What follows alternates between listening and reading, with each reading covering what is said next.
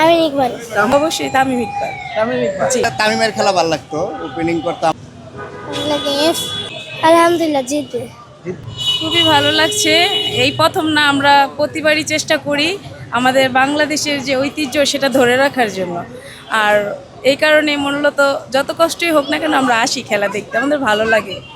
অবশ্যই বাংলাদেশ জিতবে এটা আশা রাখি আমরা মনে প্রাণে। বাকিটা আল্লাহর ইচ্ছা, দেখি কি হয়। ভালো তো বেসিক্যালি সবাই, এখন একজনের কথা তো আর বলা যায় না। বাংলাদেশি বলতেই ভালো। এখন দেখি কে ভালো করে, যে আমাদের করবে ভালো, জিতাতে পারবে সেই তো ভালো।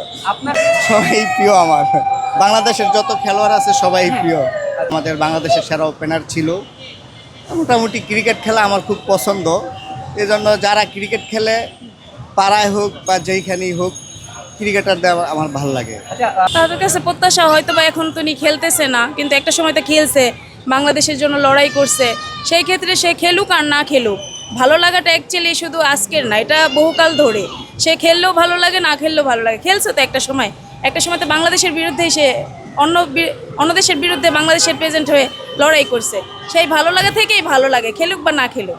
চাওয়াটা এটা সুন্দর করে সে পর্যবেক্ষণ করুক, যেভাবে ভালো হয়। তাদের ছোট যেহেতু সিনিয়র জুনিয়র অনেকে আছে, তাদেরকে উৎসাহ দিক যাতে সামনে আরও ভালো কিছু করতে পারে, এই প্রত্যাশাটা দিক, যেহেতু সে এককালে সিনিয়র ছিল।